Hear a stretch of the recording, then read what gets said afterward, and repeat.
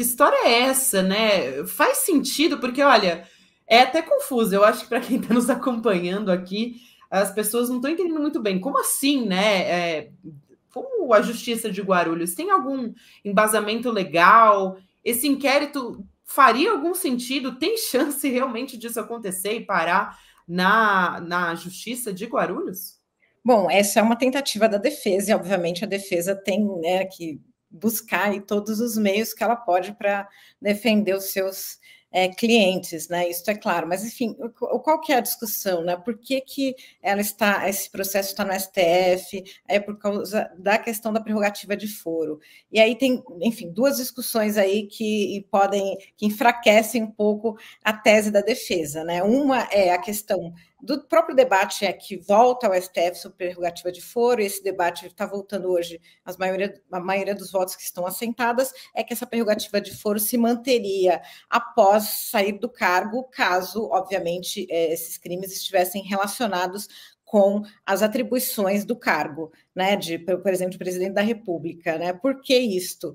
Em geral, a prerrogativa de foro é porque, imagina, você é um presidente ou um governador, enfim, e toda hora um juiz de primeira instância vai ficar contestando e tendo decisões, cria uma instabilidade muito grande, né, em relação a esse tipo de, né, como que você vai lidar, como é que um governo vai seguir com isso. Então, você teria essa prerrogativa de ter foros superiores em relação a isso. E, obviamente, é uma justificativa que se mantém no sentido, né, de você, depois que sair do cargo, você ser responsabilizado por tudo e ficar exposto, né, a qualquer decisão de primeira instância, etc., é um risco maior, né? Porque, em tese, você tem menos, enfim, você fica mais na mão de decisões menos pensadas, menos discutidas, em foros menores.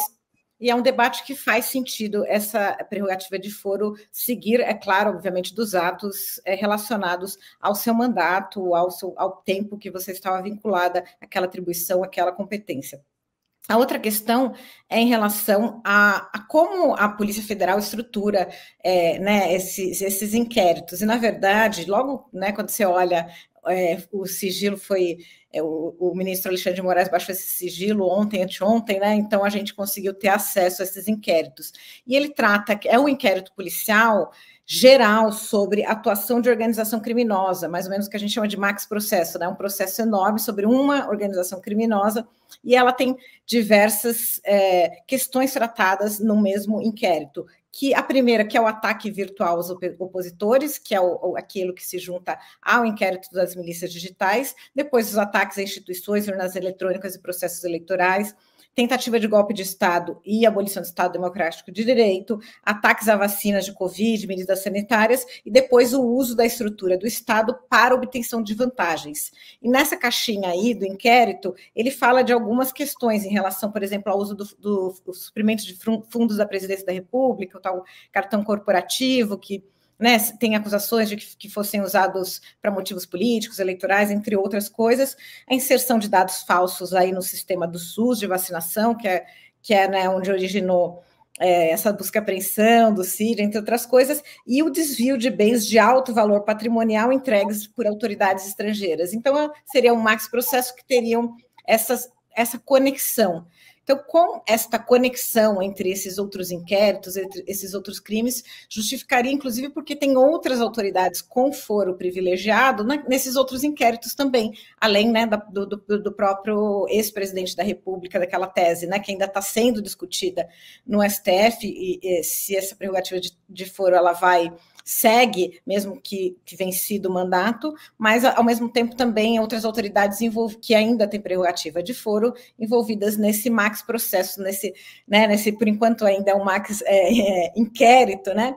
Um procedimento ainda administrativo, mas, na visão da Polícia Federal, ela é uma parte de um todo, é uma organização criminosa que se juntou e comete vários crimes, e todos têm conexão entre eles, né?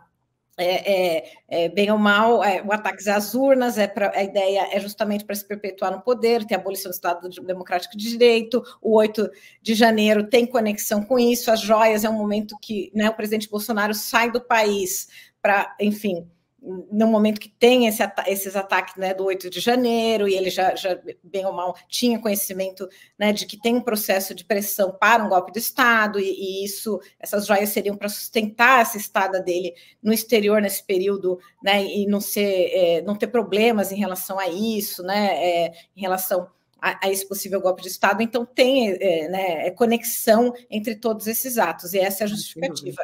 Claro que a defesa vai alegar que não tem nenhuma conexão, que são absolutamente separados, e aí tentar tirar do STF, até porque, em tese, saindo do STF, as provas, por exemplo, que dependiam de autorização judicial, elas têm que passar pelo crivo, por exemplo, novamente de uma nova decisão judicial lá em primeira instância. Então, eu acho que assim, tem esse debate jurídico, mas é muito difícil essa desqualificação face à robustez desses inquéritos aí da Polícia Federal, do que tem e do que vai vir, provavelmente, ainda até o fim deste mês, e desse entendimento também do STF que está se consolidando em relação ao que é um foro privilegiado em relação ao processo penal.